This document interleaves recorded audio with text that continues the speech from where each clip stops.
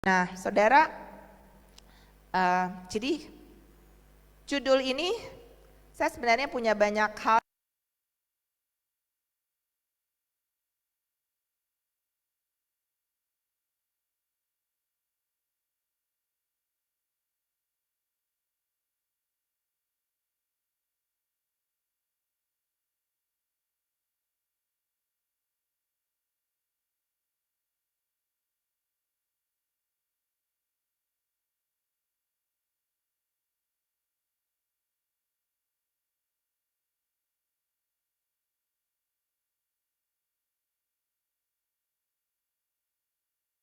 Itu kepengen gitu ya, tapi belum waktunya Tuhan. Tapi sebuah pemandangan, boleh ditampilkan videonya, yang akhirnya saya syuting, saudara.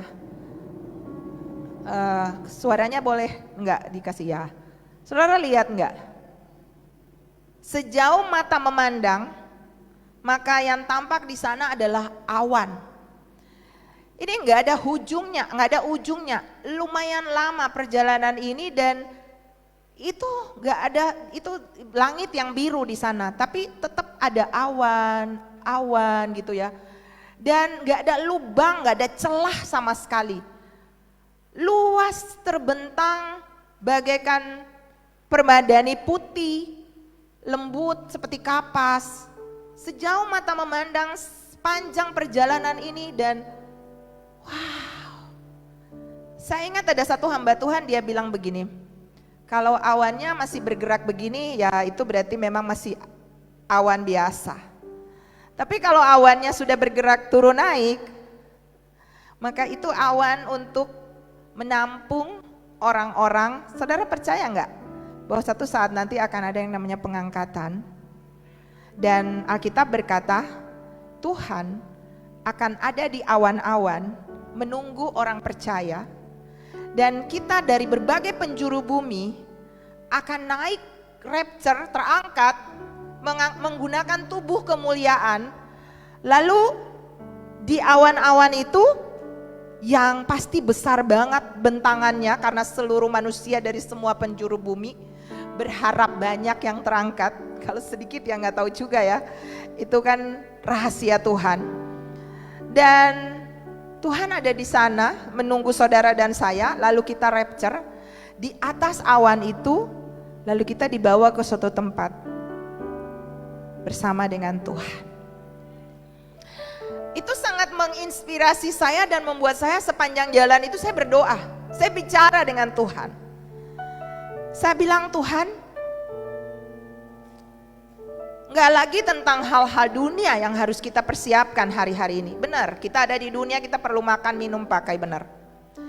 Tapi jauh lebih penting adalah sebuah persiapan untuk kekekalan.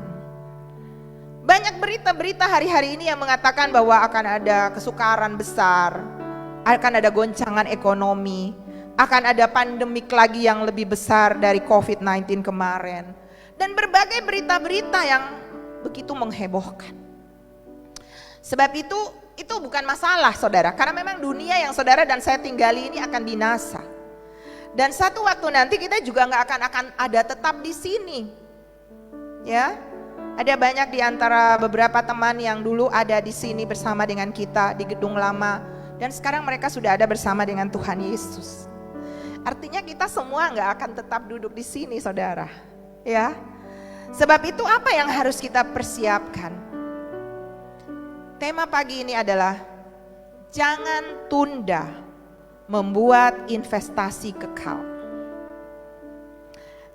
Pelan-pelan saya pengen arahkan kita bagaimana cara investasi kekal itu. Bicara tentang kata investasi, menurut Kamus Besar Bahasa Indonesia, investasi itu adalah penanaman uang atau modal dalam suatu perusahaan atau proyek untuk tujuan memperoleh keuntungan. Ya. Dan untuk mendapat keuntungan apapun di dunia ini tidak ada terjadi tanpa yang namanya investasi. Ya. Amin ya Bapak Ibu ya. Contoh nih ya. Kita mau jadi orang yang pinter, kita mau punya ilmu, kita mau ngerti banyak hal. Kita perlu investasi waktu untuk sekolah, tenaga, pikiran, uang, dana gitu ya untuk sekolah. Supaya kita jadi orang pintar. Untuk kita punya bisnis, kita perlu tanam modal, kita perlu punya modal, itu investasi, ya enggak saudara? Kita perlu punya waktu, kita perlu punya tenaga, kita perlu bekerja, dan akhirnya kita dapat duit, ya. Untuk ada supaya anak-anak kita nanti besar, ya, besar mereka punya sekolah dan sebagainya yang lebih baik, ada tabungan, ada investasi yang saudara buat. Bahkan begitu banyak asuransi yang menawarkan jasa untuk ditabung, menginvestasi uang di sana, yang katanya nanti pada saat-saat misalnya saudara sakit atau saudara sedang butuh untuk sekolah anak, nah asuransi ini akan mengcover. Apapun itu saudara, apapun itu, semua yang kita mau nggak akan ada gratis. Akan ada modal yang kita tanam di sana, entah waktu, pikiran, tenaga, ya, uang, dan itu untuk mendapat keuntungan. Kita pengen punya anak-anak ke depan punya tempat tinggal, apa kita sudah mulai investasi kan? Kita sudah punya rumah, kita udah tabung untuk mereka, kita bikin kasih mobil dan sebagainya. Namun tahukah saudara bahwa semua investasi yang kita buat selama kita ada di dunia itu tidak ada yang kekal. Itu kita perlu bold, ya. Tidak ada tuh yang namanya asuransi atau investasi yang tidak akan tergoncangkan. Ada. Dan akan ada masa limit, masa expire, di mana itu tidak bisa lagi mengcover saudara, memberi kekuatan kepada kehidupan kita. Seberapapun Bapak Ibu Saudara dan saya kaya, ya, punya duit, punya banyak asuransi, tapi pada saat dokter bilang ini penyakitmu adalah penyakit yang tak bisa tersembuhkan, contohlah cancer stadium terakhir, apakah uangmu, asuransimu bisa membelanjakan itu? No. Ketika saudara pinter, berkarya di kantor hebat, tapi ketika usia bertambah dan masa pensiun datang, gak mungkin dong perusahaan itu akan terus pakai saudara. Semua kita dan semua program apapun di dunia ini akan ada masa expire. Apalagi di satu waktu nanti, sepintar, secantik, sehebat, sekaya saudara apapun itu, tapi ketika keputusan ilahi datang, selesai hidupmu di dunia. Hidup di dunia ini cuma sementara. Dan hidup ini adalah sebuah kesempatan untuk saudara berinvestasi. Investasi yang tidak tergoncangkan. Investasi yang bernilai kekal. Kemarin waktu kami baru tiba di Denpasar, suami saya baca sebuah berita. Hari Jumat yang terjadi hari kemarin pas kita nyampe ya, ada sebuah pesawat Citylink yang terbang dari Surabaya menuju ke Denpasar, dan 15 menit setelah dia terbang, menuju ke Makassar, 15 menit setelah dia terbang, dia harus putar balik karena pilotnya sakit. Dan ketika pesawat itu didaratkan oleh co-pilot, pilotnya sudah menghadap Tuhan. Itu baru kemarin. Satu teman saya, dia bekerja di luar negeri, dia punya banyak keuntungan, punya banyak uang, temannya Pak Simon ya. Dan dia pulang ke Indonesia dengan begitu banyak investasi uang. Dia bangun rumahnya yang sangat bagus dan besar. Rencananya dia akan membuat resto dengan keuangan yang begitu banyak. Tapi setelah rumah itu dibangun, Tuhan panggil dia pulang. Selesai. Dan semua uang itu gak mungkin dia bawa.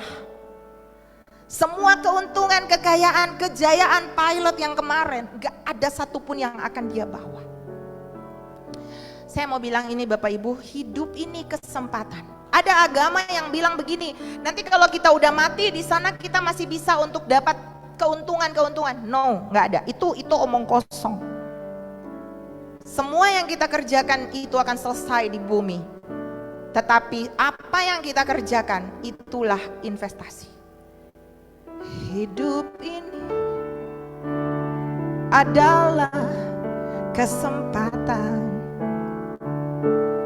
Hidup ini untuk melayani Tuhan.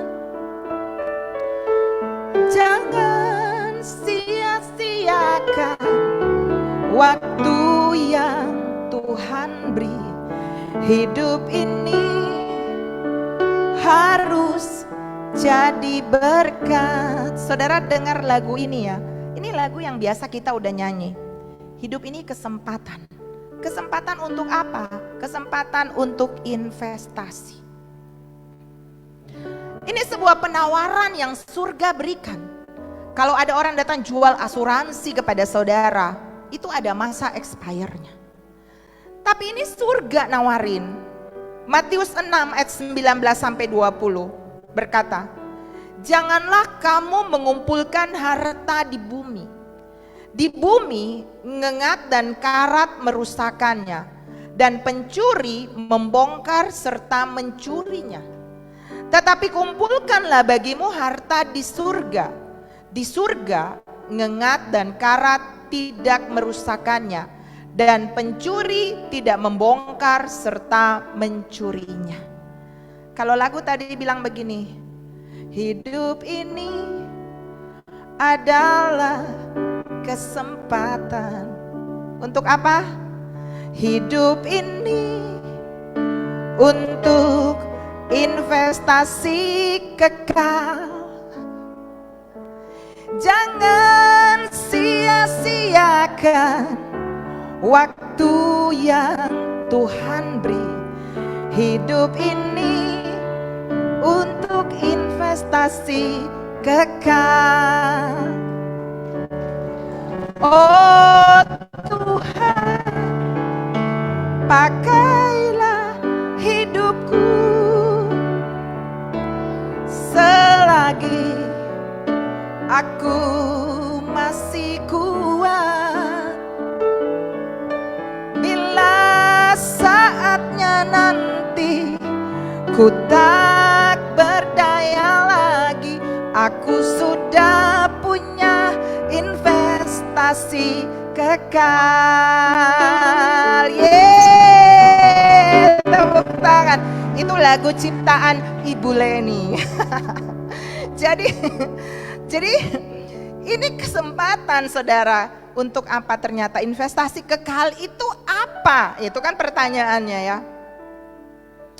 Bagaimana kita membuat investasi kekal yang tidak akan hilang? Kalau orang bicara tentang investasi, kadang orang berpikir itu duit, dan duit. Tapi Lukas 16 menjelaskan tentang bahwa uang itu bukan cuma secara nominal uang, tapi itu mewakili ada 7 hal. Apa itu? Pengabdian, kesetiaan, kasih, kejujuran, hati, apalagi saya sudah bilang tadi, taat, integritas atau kejujuran, dan iman. Saudara ya, itu investasi. Beberapa hal yang saya mau bagikan sebagai bagian yang saudara dan saya harus perhatikan ya. Karena ternyata bentuk investasi kekal yang kita bangun sekarang, enggak begini saudara. Jangan pernah berpikir begini, aku masih muda, aku seenak-enaknya aja dulu hidup, enggak usah deh tunggu nanti aku tua. Saudara tahu enggak besok masih ada? Yakin enggak besok masih ada? Gak ada satupun yang tahu. Itu loh kisah tadi loh, yang teman yang tadi cerita pilot. Dia dari rumah pasti dengan bangga, dengan senang anak-anaknya melepaskan papanya, membayangkan nanti akan kembali. Tapi gak kembali lagi. Kita gak akan pernah tahu hidup ini. Kemarin salah satu dosen saya juga dipanggil pulang oleh Tuhan, mau masuk mandi di kamar mandi, jatuh dan dipanggil pulang. Masih belum terlalu tua saudara, itu pilot yang kemarin baru 48 tahun. Artinya hidup ini misteri saudara. Apa investasi kekal yang saudara dan saya harus siapkan sekarang? Jangan tunggu besok. Hiduplah seperti hari ini adalah hari terakhirmu. Buatlah investasi sebanyak-banyaknya, tabunglah untukmu di dalam kekekalan. Karena satu waktu nanti semua harta, apapun yang Anda dan saya miliki di dunia, gak akan ada yang kita bisa bawa kecuali saudara dan investasi yang saudara sudah buat dengan Tuhan. Satu waktu Tuhan Yesus mengajar banyak orang. Di tengah-tengah begitu banyak orang, muncullah seseorang. Dan ternyata orang ini dia berbicara tentang warisan. Jadi dia cari Tuhan bukan karena dia percaya dan mau mengikut Tuhan, mau mencintai Tuhan, tapi karena duit. Banyak hari ini orang-orang cari Tuhan karena mau memperalat Tuhan. Supaya saya disembuhkan, supaya saya diberkati, supaya hutang saya lunas, supaya saya dapat jodoh. Dan banyak sekali alasan orang mencari Tuhan. Dan Tuhan menegur orang itu dengan berkata begini. Lukas 12 ayat 15 sampai 21 berkata, berjaga-jagalah dan waspadalah terhadap segala ketamakan. Sebab walaupun seorang berlimpah-limpah hartanya, hidupnya tidaklah tergantung daripada kekayaannya itu. Lalu Tuhan kasih sebuah perumpamaan, ya. Perumpamaan ini berkata begini. Ada seorang kaya, tanahnya berlimpah-limpah. Hasilnya berlimpah-limpah hasilnya. Lalu ia bertanya dalam hatinya, apa yang harus aku perbuat? Sebab aku tidak mempunyai tempat di mana aku harus menyimpan hasil tanahku. Artinya udah berlimpah-limpah, meluber, kaya banget, ya. Aku perlu membangun, gak ada lagi tempat, jadi aku harus merombak lumbung-lumbung yang kecil ini dan akan mendirikan yang lebih besar, dan aku akan menyimpan di dalamnya segala gandum dan barang-barangku. Sesudah itu aku akan berkata kepada jiwaku, beristirahatlah, makanlah, minumlah, bersenang-senanglah. Ini orang kaya yang lupa diri, yang hanya lihat kepada kekayaan dunia. Jadi dia udah kaya banget, dia perlu bongkar lumbung, lalu dia bangun yang lebih besar. Tapi firman Tuhan berkata kepadanya, hai engkau orang bodoh. Jadi orang kaya belum tentu pintar. Ya enggak saudara? Karena firman Tuhan langsung mengeksekusi dia dan berkata, hai engkau orang bodoh. Pada malam ini juga, gak pakai tunggu besok. Ini yang saya bilang, investasinya kapan? Sekarang. Jangan tunda besok, karena besok bisa terlambat seperti orang bodoh ini walaupun kaya. Malam ini juga jiwamu akan diambil daripadamu. Dan apa yang telah kau sediakan, kekayaan yang berlimpah-limpah itu, untuk siapakah itu? Saudara punya deposito, punya rumah, punya mobil, punya warisan buat anak-anak, punya asuransi, enggak salah, boleh-boleh saja. Alkitab berkata orang benar menyimpan warisan bagi anak-anak, iya harus. Tuhan mau saudara dan saya diberkati, ya, amin, tidak salah. Tetapi akar dari semua kejahatan, kata Timotius, adalah cinta akan uang. Ketika kita udah pikir cuma tentang duit, dan kita lupa tentang apa yang kita harus investasi di dalam kekekalan, maka kita adalah orang yang miskin dan melarat. Karena Alkitab bilang begini, demikianlah jadinya dengan orang yang mengumpulkan harta bagi dirinya sendiri. Perhatikan kata itu ternyata kuncinya di situ. Kumpul harta, tapi apa? Bagi diri sendiri. Itu yang disebut apa? Egois, serakah, tamak. Tentang duit, itu namanya spirit lintah. Lintah itu punya 2 anak, namanya untukku dan untukku. Artinya hanya tentang diri cuman fokus kepada diri, yang penting saya happy, yang penting saya senang, yang penting saya diberkati. Gak pernah mikir untuk investasi. Apa investasi yang harus kita buat? Bukan untuk diri, dan diri. Yang Tuhan mau begini. Demikianlah jadinya dengan orang yang mengumpulkan harta bagi dirinya sendiri. Jikalau ia, baca sama-sama dengan saya, tidak kaya di hadapan Allah. Kaya boleh, kumpul harta bagi diri sendiri boleh, tapi yang salah adalah tidak kaya di hadapan Allah. Berarti kualitas kaya di hadapan Allah nih yang kayak apa? Apakah diukur dari duit yang banyak, deposito yang banyak? Ternyata enggak. Kalau itu fokusnya hanya kepada diri sendiri, ini adalah roh egosentris. Semuanya berpusat kepada diri sendiri, kaya untuk diri sendiri, diberkati untuk diri sendiri, bahagia untuk diri sendiri, dan lupa apa yang harus dia lakukan. Ini adalah sebuah nilai ketamakan dan keserakahan. Dan banyak orang Kristen hari ini cari Tuhan untuk dapat itu. Aku sembuh, aku diberkati, aku sehat, aku sukses. Itu fokus yang salah.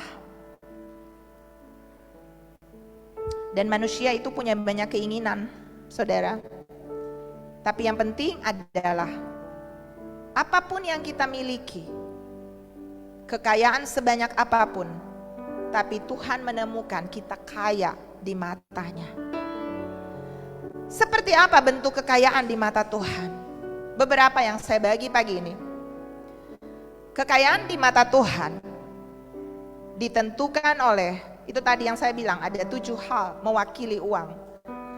Kita punya kualitas atau kita punya nilai kebenaran di dalam semua hal yang kita sedang kelola. Duit, waktu, tenaga, pikiran, apapun itu yang Tuhan percayakan, termasuk nafas yang saudara terima dari Tuhan. Kalau mau jujur nih, kita semua gak ada kan yang datang bawa sesuatu, benar gak? Aku datang telanjang, bayi lahir gak bawa apa-apa. Apakah ada saudara temukan anak kecil lahir ada segepok emas di tangannya? Ataukah bangun dengan lahir dengan ada deposito yang cek yang ada di tangannya? Atau lahir dengan warisan apapun? Tidak ada. Kita datang telanjang dan kita akan pulang juga telanjang. Tuhan harus menemukan ada nilai kualitas yang saudara bangun sebagai kekayaan yang akan dia temukan di matanya. Kalau saudara lihat pohon anggur, dia pasti berbuah anggur, ya enggak? Dan kalau saudara ini kita diibaratkan seperti pohon. Kalau kita adalah manusia roh, maka buah yang harus kita hasilkan adalah buah roh. Dan ternyata Tuhan mencari kekayaan di dalam manusia roh adalah kita punya kualitas buah roh. Amin, amin Bapak Ibu.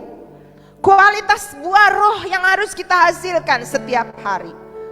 Beberapa yang saya mau bagikan pagi ini kepada kita, ini adalah kekayaan yang sesungguhnya. Yang pertama itu kita harus punya yang namanya nilai ketaatan.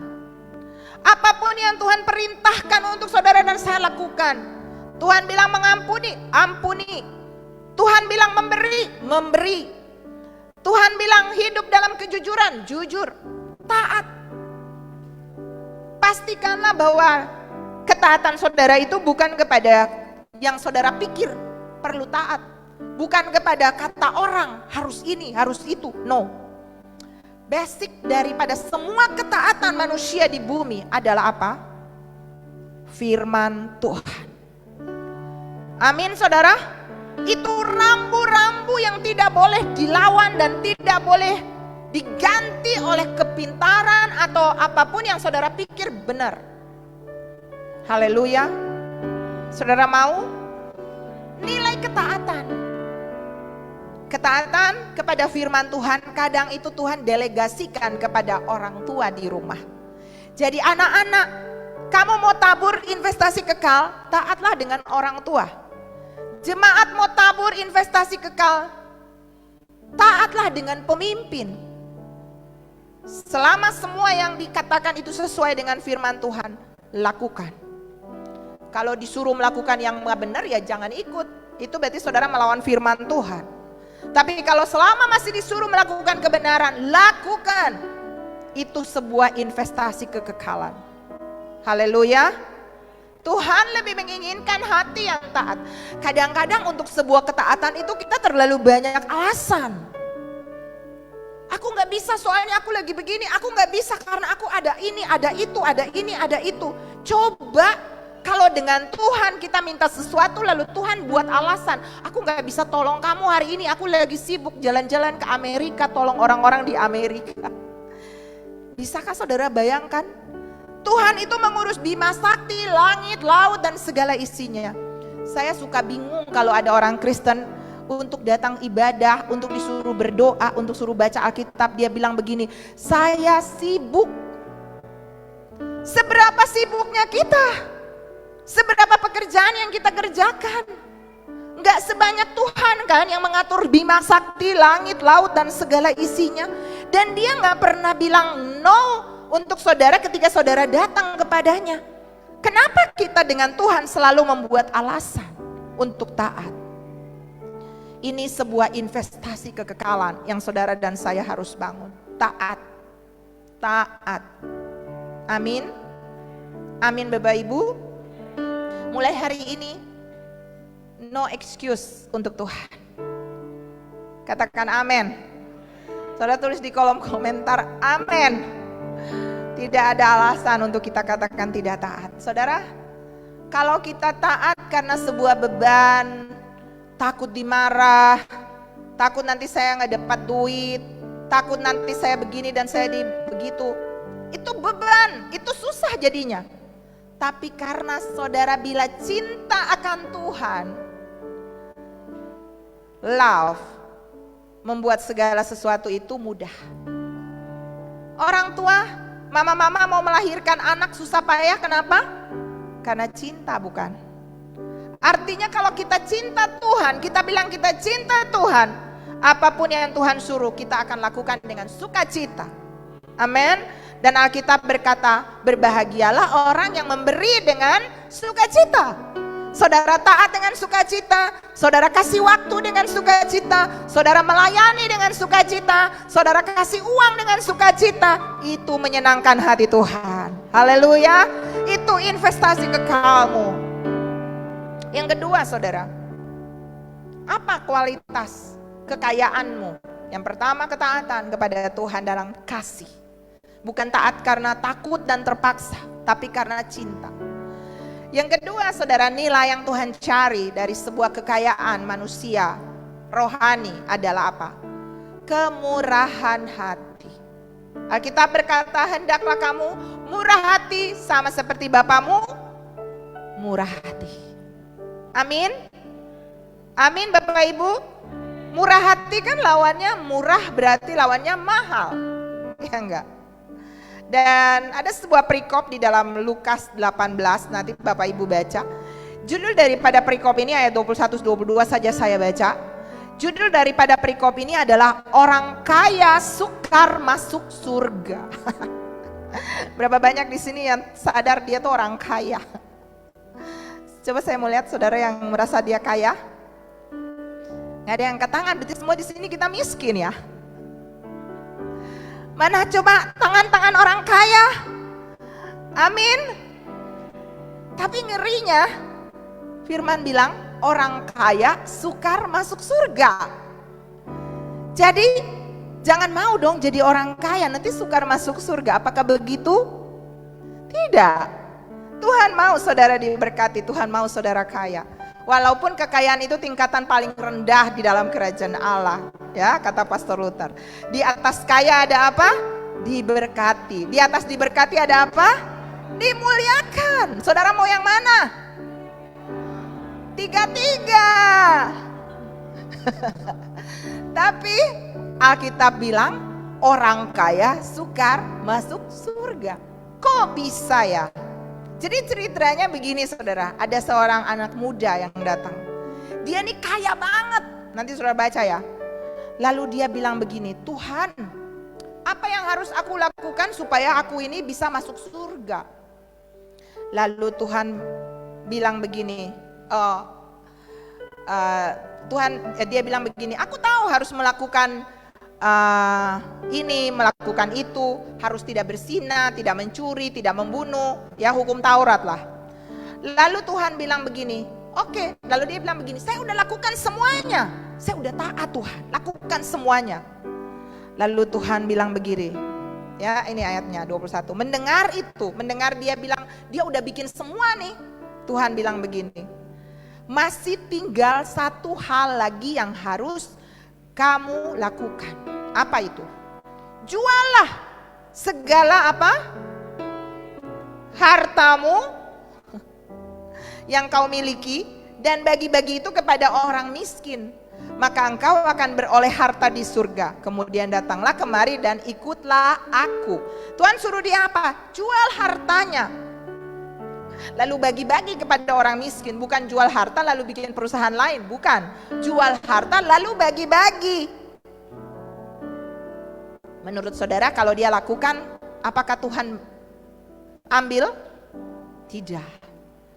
Lah wong itu duit punya Tuhan juga kok, Tuhan yang berkati dia. Ya enggak? Tuhan cuman nguji hati. Tuhan cuman tes pen. Ini orang murah hati atau pelit? Alkitab mencatat saudara, ketika mendengarkan perkataan Tuhan itu ayat 23, ia menjadi apa? Amat sedih, bukan cuma sedih, amat sedih. Alasannya nih, karena ia punya apa? Punya banyak harta, dia sangat kaya. Jadi akhirnya Tuhan bilang begini, alangkah sukarnya orang kaya masuk kerajaan Allah. Sebab lebih mudah seekor unta masuk lubang jarum. Saudara jangan bayangkan lubang jarum tuh yang lubang jarum yang jarum-jarum kita jahit ya. Di Israel itu ada sebuah tempat lubang jarum itu kecil ya saudara. Nah itu diibaratkan sebagai lubang jarum. Dan memang unta gak bisa masuk di situ. Kecuali unta yang udah dikasih penyet. Gak bisa. Dan Tuhan bilang alangkah sukarnya orang kaya masuk surga. Pertanyaannya apakah kita gak boleh kaya? Boleh. Tapi jangan pernah keep bahwa kekayaan itu milik kita sendiri. Ada 3 model kekayaan. Yang pertama itu rich. Rich itu benda-benda yang kita punya. Uang, mobil, rumah, gitu ya. Yang kedua itu wealth. Wealth itu artinya memang lebih kaya daripada benda-benda yang tadi. Sampai akhirnya dia sudah bisa berbagi. Jadi dia udah bisa bagi-bagi nih, kasih uang, kasih amal gitu ya. Tapi dia masih merasa itu punya dia. Jadi dia masih pamrih. Kalau dia udah kasih, apa timbal baliknya? Kalau saya kasih ini ke kamu, kamu harus baik sama saya. Kalau saya tolong kamu harus juga bikin apa ke saya. Itu namanya pamrih. Itu bukan nilai yang Tuhan mau. Tuhan mau nilai yang ketiga dari kekayaan adalah apa? prosperity. Artinya saudara punya harta, tapi saudara tahu bahwa saudara itu bukan pemilik, bukan owner, tapi pengelola. Bukan pemilik, tapi manajer. Penilik ya, bukan pemilik, tapi penilik. Beda satu kaki saudara. Artinya saudara tuh kasir. Jadi kalau ada kekayaan, ada apapun talenta, waktu yang Tuhan kasih, saudara siap share ke orang lain, bagi ke orang lain. Doamu, tenagamu, itu saudara perlu bagi kepada orang lain. Itu yang Tuhan mau. Saudara ingat Kornelius? Dia adalah orang yang suka memberi. Dan satu ketika di dalam Kisah Para Rasul 10 ayatnya yang ke-31, Tuhan bilang begini kepada Kornelius. Kornelius, malaikat datang bilang kepada Kornelius. Kornelius, doamu telah didengar Allah dan sedekahmu telah diingat di hadapannya. Pertanyaannya, apakah surga butuh duit? Tidak. Langit, bumi dan segala isi termasuk saudara, duit-duitmu yang ada semua itu punya Tuhan, ya enggak? Tapi apa dong yang Tuhan terima dari Kornelius? Kemurahan hatinya. Amin. Ketika kita bermurah hati, Alkitab bilang ibadah yang sejati itu apa saudara? Mengunjungi yatim, janda-janda, menolong orang susah. Bahkan Tuhan Yesus sendiri berkata, apapun yang kamu lakukan untuk salah seorang yang paling hina ini, kamu telah melakukannya untuk aku. Jemaat, mari jadi orang Kristen yang tidak pelit, tapi jadi orang Kristen yang murah hati. Pelit itu bukan cuma duit, tapi waktumu, tenagamu, pemikiranmu. Mari kita sama-sama melayani Tuhan, memberi yang terbaik bagi Tuhan dengan hidup kita. Amin. Amin saudara. Dan salah satu bentuk kemurahan hati juga adalah apa? Mudah mengampuni dan melupakan. Kemarin kami di Jakarta melayani ada seorang ibu. Dia udah kena kanker saudara. Tapi waktu mau didoakan sama suami saya, dia disuruh mengampuni siapa? Suaminya. Dia nggak mau. Saya ngomong lagi, kalau ibu tidak mengampuni, ruginya ibu. Penyakitnya nanti tambah parah. Kalau kita sakit hati, Alkitab bilang sakit hati itu membusukkan tulang. Ayo Bu, ampuni. Kita ini bukan orang yang terlalu sempurna, kita bisa salah. Kenapa orang salah kita nggak mau ngampuni? Saudara, saya kasih tahu ya, Tuhan tidak terkejut waktu saudara melakukan sebuah kesalahan. Tuhan tidak terkejut. Benar. Kenapa? Alkitab bilang, walaupun dosamu merah seperti kirmisi. Artinya Tuhan tahu kita pasti bisa berbuat dosa seperti kirmisi. Yang Tuhan kaget itu apa? Kalau kita tidak bisa mengampuni. Kenapa? Kalau kita tidak mengampuni, Tuhan tidak mengampuni kita. Bisakah kita hidup tanpa pengampunan Tuhan? Setiap hari kita punya peluang untuk berdosa kok. Lah kalau Tuhan gak ampuni kita, gimana kita bisa hidup?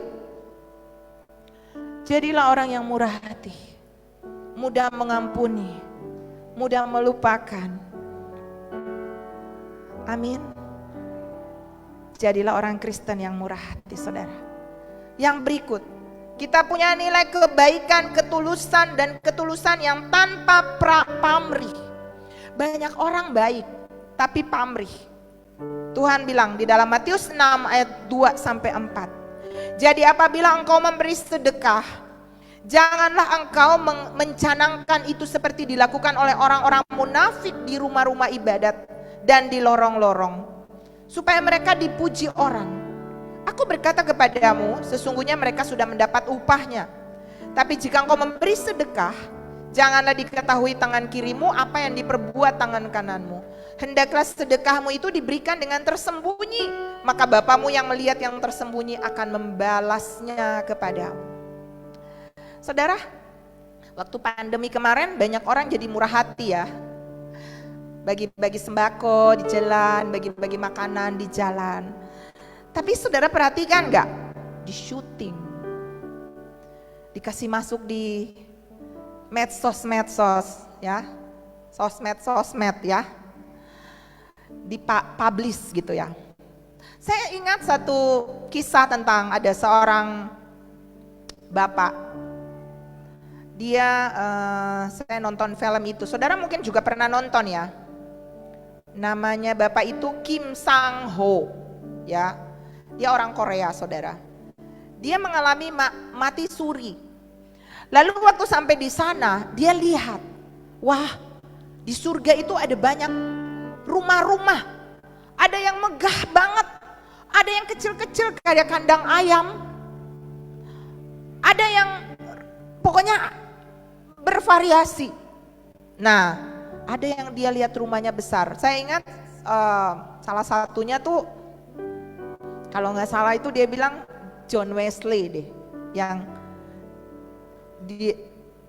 dia lihat rumahnya besar ya, besar. Nanti saya habis ini kasih tahu John Wesley itu siapa, supaya saudara mau punya rumah besar, ayo ikutin apa yang dia lakukan. Itu yang terakhir nanti ya. Tapi dia lihat rumahnya dia kecil loh. Sementara dia ini, dia suka memberi, dia suka bikin yayasan-yayasan, dia sekolahkan banyak orang, dia banyak sumbang ke gereja kemana-mana, tapi rumahnya kecil. Lalu dia tanya sama malaikat, "Lu malaikat, kenapa rumah saya kecil? Bukannya di surga, di bumi, saya itu banyak menabur. Saya bahkan terkenal karena saya ini suka dermawan kemana-mana." Ini jawabannya saudara, saya catat ya. Dia bilang begini, malaikat itu bilang ke dia begini, "Karena engkau sudah mendapat balasanmu di bumi. Waktu engkau memberi, engkau dipuji, engkau disanjung, engkau diekspos, kebaikanmu ketahuan kepada semua manusia. Maka tidak ada lagi material yang dikirim ke sini untuk bangun rumahmu."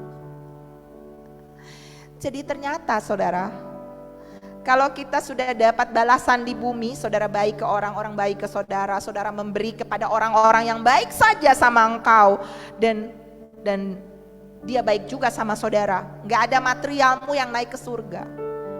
Udah dapat tuh di bumi. Tapi kalau saudara memberi di secret place, memberi tanpa orang tahu, memberi dan hanya Tuhan yang melihat, ternyata itu material terbaikmu yang dikirim ke surga untuk membangun rumahmu di surga. Jadi mari saudara, jadilah orang-orang yang memberi dengan tanpa pamrih. Dibalas baik, dibalas enggak baik, tetaplah jadi pemurah hati. Amin. Tetaplah jadi orang yang baik dan tanpa pamrih. Dan yang berikut adalah milikilah nilai kejujuran dan kesetiaan. Kualitas kerajaan Allah itu adalah jujur, punya integritas. Lukas 16 ayat 10-13 berkata, "Barang siapa setia dalam perkara-perkara kecil, ia setia juga dalam perkara-perkara besar. Dan barang siapa tidak benar dalam perkara-perkara kecil, ia tidak benar juga dalam perkara besar. Jadi, jikalau kamu tidak setia dalam hal mamon yang tidak jujur, siapakah yang akan mempercayakan kepadamu harta yang sesungguhnya? Dan jikalau kamu tidak setia dalam harta orang lain, siapakah yang akan menyerahkan hartamu sendiri kepadamu? Seorang hamba tidak dapat mengabdi kepada dua tuan, karena jika demikian ia akan membenci yang seorang dan mengasihi yang lain, atau ia akan setia kepada yang seorang dan tidak mengindahkan yang lain. Kamu tidak dapat mengabdi kepada Allah dan kepada mamon." Saudara gak bisa bilang cinta Tuhan kalau saudara lebih cinta duit. Saudara kejar duit dan saudara keep itu untuk dirimu sendiri, dan saudara cinta Tuhan. Gak bisa. Kita hanya bisa mengabdi kepada Tuhan. Artinya uang, waktu, talenta, tenaga itu harus kasih untuk memuliakan nama Tuhan. Ada sebuah apa nama majalah, saudara ya, saya coba lihat ini ya. Dia membuat sebuah survei untuk mengetes yang namanya kejujuran. Dan ternyata dia menemukan ini, saudara. Dia mengadakan semacam percobaan untuk mengetahui jujurnya manusia. Dia membagi 1.100 dompet di masing-masing daerah, di kota-kota. Dan di dalamnya isi $50. Di dalam $50 itu juga ada kertas yang berisi alamat dan nomor telepon dari pemilik dompet itu. Sesungguhnya pemiliknya ya orang yang sedang survei ini. Dan mereka mengamati, ya, ini data yang mereka dapat.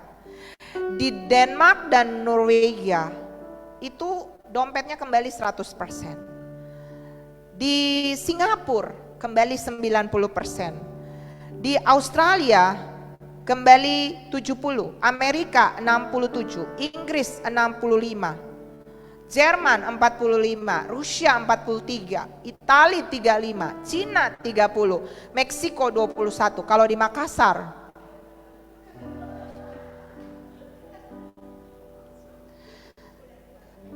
tidak kembali. Enggak. Jangan. Tolak dalam nama Yesus. Di Makassar 100%. Amin. Dan saudara tahu enggak? Ini yang ironisnya ini. Hal yang menarik adalah ternyata yang mengembalikan dompet itu, karena ternyata waktu mereka taruh dompet, mereka ada yang sambil mengawasi, sambil mengamati dari jauh. Mereka taruh di jalan-jalan, di tempat-tempat ibadah pun ada, ya. Dan hal yang menarik ini, saudara, kebanyakan bahkan yang mengembalikan dompet itu adalah orang-orang miskin. Justru orang-orang kaya mereka ambil. Bahkan ada dua orang Katolik yang waktu ambil dompet itu, mereka taruh tanda salib, lalu mereka isi di dalam kantong. Mereka berpikir itu rezeki dari surga. Padahal di dalamnya ada tulisan nama dan pemiliknya, dengan tujuan bisa dikembalikan. Saudara, apa yang saya mau bilang dari ini? Kekayaan jasmani bukan jaminan kita punya hati yang kaya. Hati yang kaya adalah hati yang jujur, yang tidak mengais apa yang bukan punya kita. Ya, saya punya senior salah satu, dia bilang begini, mungkin Tuhan itu lagi latih kita mau dapat 1 miliar dengan jalan tes kita dengan mungkin tadi $50. Tapi kita disuruh belanja 100.000, harusnya ada kembali 20.000, kita kantongin. Padahal 20.000 ini adalah cikal bakal untuk Tuhan kasih kita 2 miliar. Contoh, ya, mari belajar jujur. Karena Alkitab tadi bilang, siapa yang akan mempercayakanmu harta sesungguhnya jika engkau tidak jujur dengan hal-hal kecil. Hanya karena 20.000, hanya karena 100.000, kita kehilangan berkat besar, saudara. Mari lakukan yang terbaik untuk mendapat pujian dari Tuhan dan bukan dari manusia. Dan yang terakhir, harta sesungguhnya, kalau tadi adalah nilai-nilai ya yang saya bagikan, nilai kemurahan hati, nilai ketaatan, nilai kesetiaan, cinta, jujur. Maka yang terakhir, yang kedua, harta sesungguhnya. Ada yang tahu enggak? Saudara mau pergi dengan kekayaan? Mau jadi orang kaya dan dimuliakan di surga? Ini yang kedua. Apa? Saudara enggak tahu. Apa kekayaanmu, Bapak Ibu? Hidup itu tadi yang saya bagikan. Ada yang tahu enggak? Kalau saudara yang nggak tahu, ini simpan aja. Rahasia saudara.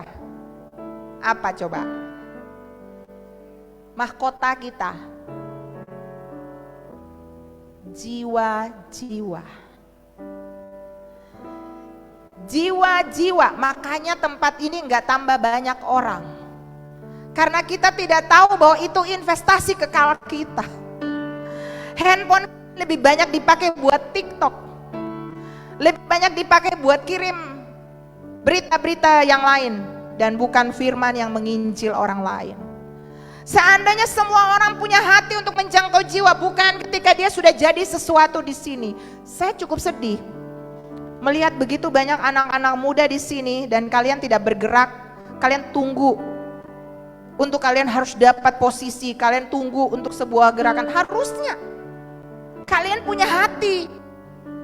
Orang tua, bapak-bapak, ibu-ibu, kalau kita kepengen dapat mahkota di surga, bergerak dengan cinta. Bergerak dengan cinta. Menangkan jiwa. Pakai handphonemu, pakai semua fasilitasmu. Saya kelabakan untuk bisa membalas begitu banyak kebutuhan umat di sana, di luar sana melalui media online. Bagaimana dengan Bapak Ibu? Apa yang kita kerjakan setiap hari? Apakah kita membawa satu jiwa pergi ke surga? Ataukah kita hanya sibuk untuk kepentingan-kepentingan diri kita sendiri? Filipi 4 ayat 1. Karena itu saudara-saudara yang kukasihi dan yang kurindukan, sukacitaku dan mahkotaku, berdirilah juga dengan teguh dalam Tuhan, hai saudara-saudaraku yang kekasih. Jadi sukacita dan mahkota kita itu adalah siapa? Jiwa-jiwa yang saudara bawa ke Tuhan. Saudara bawa ke Tuhan bisa melalui gereja lokal. Saudara bawa, dia dimuridkan, dia dikasih pengertian, dia bertumbuh, lalu dia keluar jadi berkat lagi bagi orang lain. Itu yang namanya pemuritan yang berhasil. Jangan pernah bawa jiwa buat diri sendiri.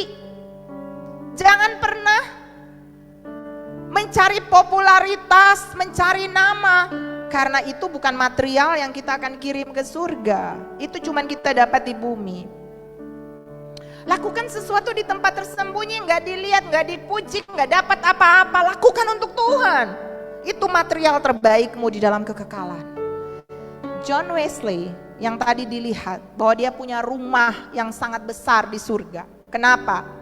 Karena di setiap kota yang dia masuk, maka tempat itu dia bawa untuk Tuhan. Hati penginjil, hati untuk memenangkan jiwa-jiwa. Berapa banyak saudaramu yang belum mengenal Yesus? Berapa banyak tetanggamu? Berapa banyak keluarga saudara yang belum mengenal Yesus?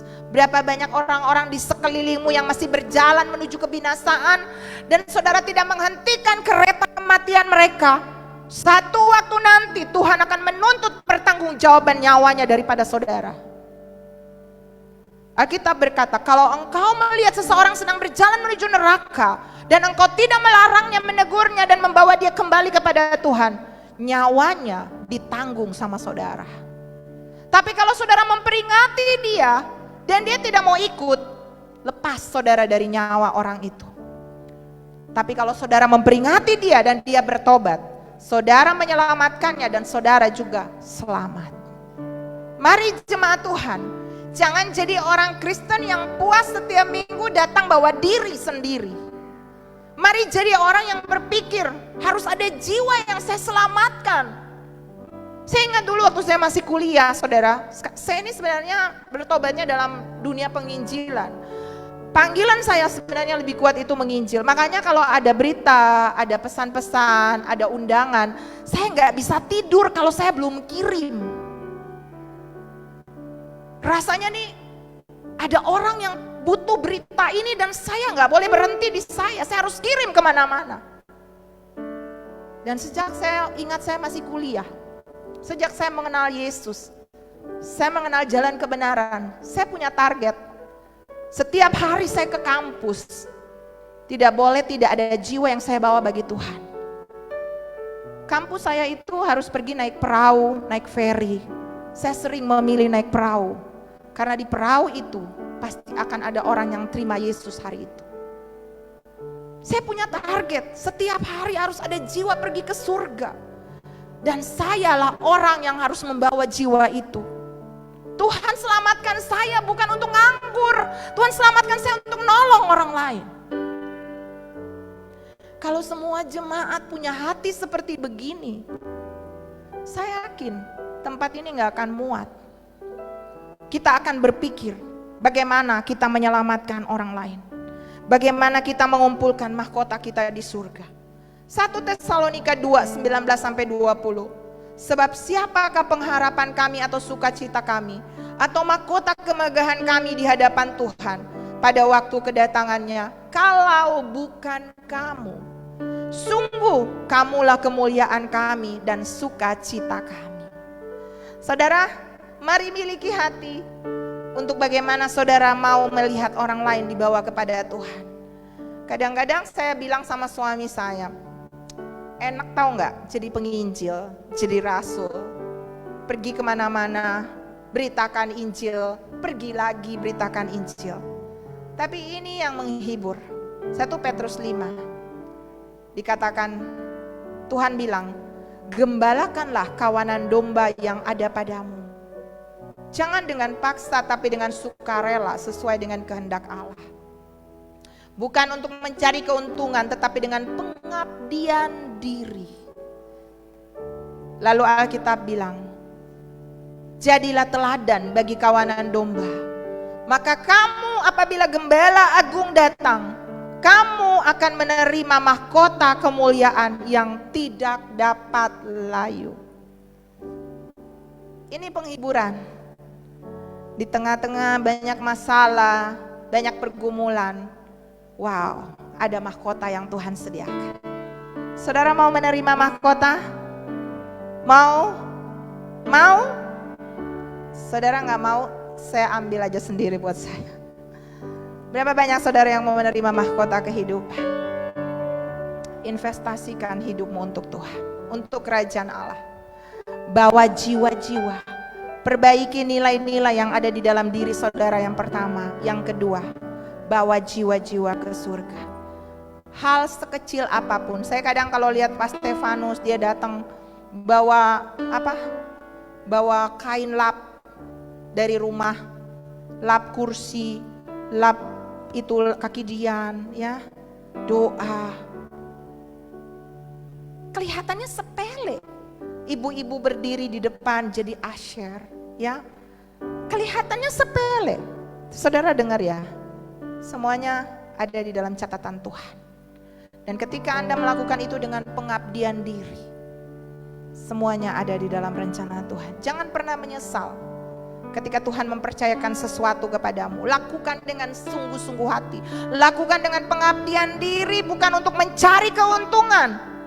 Maka mahkota kehidupan akan disediakan bagi kita. Tak akan pernah ku sesali mengiring Yesus. Mari pemusik, sepanjang hidupku lewati lembah air mata, ku saksikan kemuliaan-Mu dinyatakan. Berapapun harga yang harus ku bayar, ku kan tetap setia melayani, mengasihi-Mu, mengiring-Mu seumur hidupku.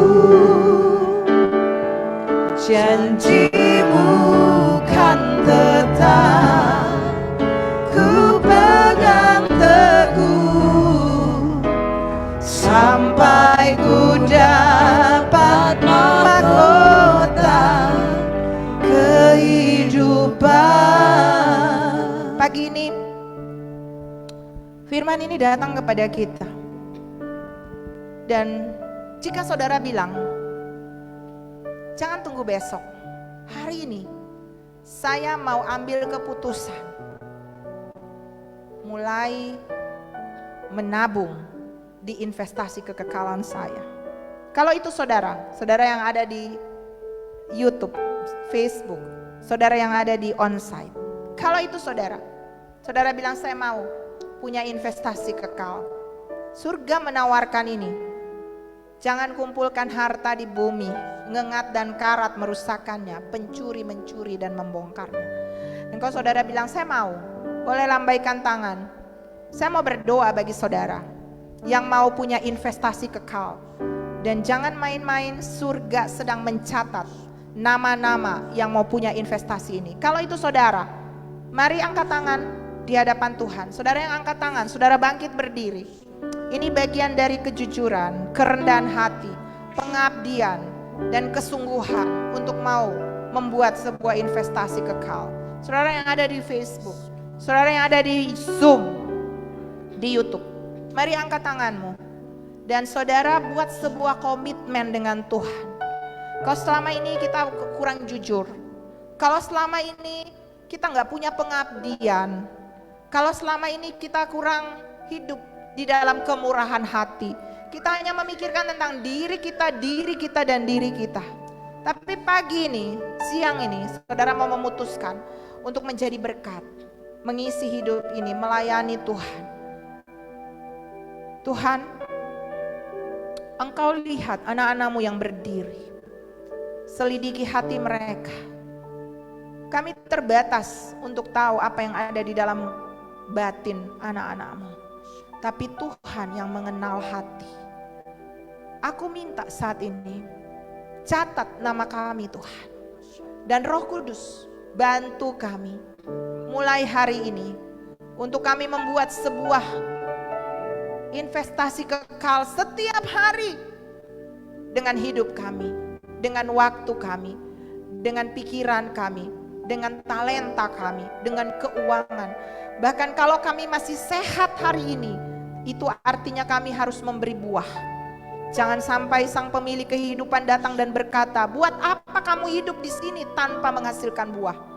Lalu Engkau menebang kami. Tuhan kasih kesempatan kepada kami.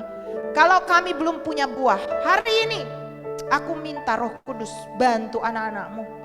Untuk ketika kami keluar dari sini, kami berbuah. Kehidupan roh, buah roh.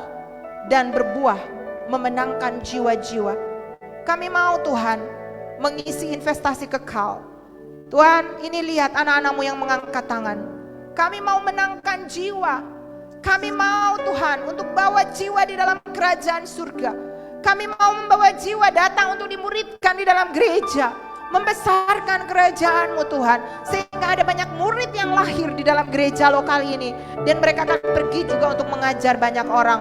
Tuhan, aku berdoa, infuskan roh penginjilan bagi anak-anak-Mu. Dan saudara terima dalam nama Yesus, satu erangan untuk jiwa-jiwa, satu erangan doa yang mau terus dinaikkan untuk memenangkan jiwa-jiwa di kota Makassar. Ada begitu banyak orang di masjid, ada begitu banyak orang di kelenteng, ada begitu banyak orang di gereja-gereja yang sedang tertidur. Tuhan, bawa kami ke sana. Korabasyatta patakaralaba sikaralaba syatta patakaralaba karalaba karalaba syatta patakaralaba santa kiralaba syatta patakaralaba santa.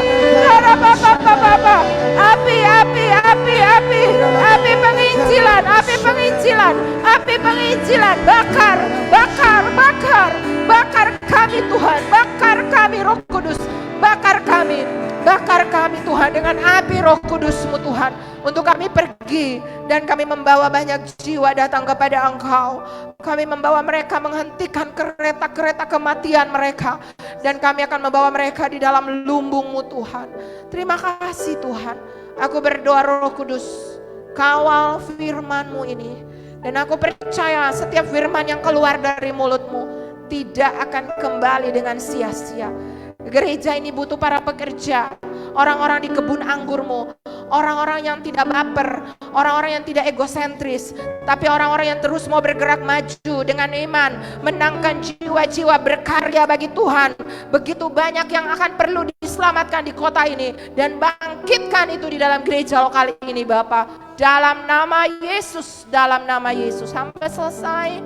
Tapi Roh Kudus jangan pernah berhenti, terus bicara, terus bicara di hati kami. Dalam nama Yesus.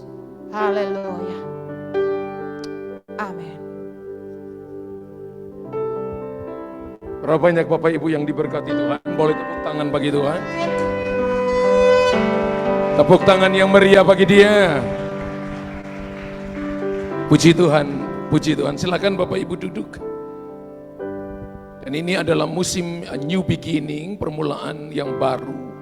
Kita ada di tahun yang ke-11, di mana Tuhan pimpin kita di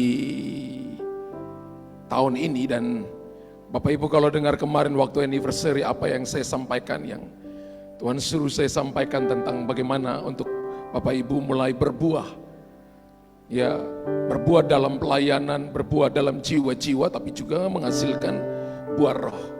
Dan berita ini harusnya menjadi headlines untuk kita di tempat ini. Di tengah-tengah musim-musim ini, maka semua saudara yang berbicara, yang jadi pembicara hamba-hamba Tuhan di tempat ini, bahkan hamba-hamba Tuhan yang nanti akan diundang, maka ini akan jadi headlines. Harus diberitahukan untuk amanat agung ini harus terus didengungkan supaya memenangkan sebanyak-banyaknya jiwa bagi kerajaan Allah dan nama Tuhan dipermuliakan. Ya, saya minta ini akan menjadi berita, bukan cuma berita bagi kami yang memberitakan Injil, tapi bagi saudara sebagai jemaat Tuhan, untuk Anda juga memberitakan Injil. Mimbar ini hanya untuk memberikan alat peraga kepada kita. Amin. Bapak Ibu terima alat peraga ketika Bapak Ibu kembali ke rumah, kembali tempat pekerjaan, kembali ke bisnismu, kembali ke tempat studimu, maka itu adalah mimbar Anda, ya, untuk Anda mempraktekkan apa yang sudah Anda dapatkan. Sehingga benih itu tumbuh, alat peraga itu dipakai untuk menyatakan kemuliaan dan kuasa Tuhan. Berapa banyak Bapak Ibu yang percaya bahwa saya dipanggil untuk itu, bahwa saya dipanggil untuk melakukan perkara-perkara seperti ini. Saya sering baca hamba-hamba Tuhan yang mereka dipakai oleh Tuhan, dari awalnya mereka adalah orang biasa. Salah satunya tukang ledeng namanya Smith Wigglesworth. Dia seorang yang cuma tukang ledeng, gak tahu baca. Dan istrinya mengajar dia untuk baca satu-satunya buku yang dia tahu baca, yaitu Alkitab. Di rumahnya gak ada majalah, di rumahnya dia tidak mengizinkan koran masuk ke rumahnya, dia hanya baca Alkitab. Dan kacamatanya tebalnya seperti tebal dari pantat botol teh botol itu loh saudara. Kalau dia baca Alkitab, dia baca seperti ini. Tapi ketika dia mengangkat wajahnya, gak ada lagi jemaat yang duduk di kursinya. Semua mereka mengalami kelepasan, mengalami deliverance, roh-roh jahat keluar daripada mereka. Dan saya percaya bahwa hari-hari terakhir ini Tuhan akan pakai orang-orang yang biasa tapi punya hati yang luar biasa. Tuhan juga akan pakai orang-orang yang diberkati. Tuhan juga akan pakai orang-orang yang punya pengetahuan tapi punya hati yang luar biasa daripada itu. Tinggalkan hati yang sombong, hati yang tidak mau dididik. Tapi mari miliki hati yang teachable spirit. Teachable spirit itu hati yang mau dididik. Dengar-dengarkan nasihat orang tua, mau dengar-dengarkan apa perkataan gembala kalau kita di gereja lokal, mendengarkan perkataan para orang-orang yang Tuhan taruh bos kita di kantor, maka Anda akan melihat perkara-perkara besar. Ingat, promosi Daud itu dimulai dari rumah. Tidak dimulai ketika mengalahkan Goliat, tapi dimulai dari rumah. Dia punya alasan untuk berbantah, di rumah masih ada 4 kakak, kenapa aku yang bawa bekal kepada mereka? Tanpa sadar, Tuhan pakai hal-hal kecil untuk menguji hati saudara, untuk mempromosikan kita. Ingat, kingdom supply datang, dilihat dari hati, bukan dilihat dari pikiran. Daud berkata, curahkan isi hatimu di hadapan Tuhan, bukan isi kepalamu di hadapan Tuhan. Sehingga Anda akan melihat perkara-perkara hebat. Berapa banyak Anda yang berkata, Tuhan ini aku. Pakai aku seturut kehendak-Mu. Pakai aku seturut dengan mau-Mu. Jangan berkata, Tuhan ini aku, utuslah dia. Jangan seperti itu. Tapi Tuhan ini aku, pakailah aku seturut kehendak-Mu. Tuhan berkati saudara. Tepuk tangan sekali lagi bagi Tuhan.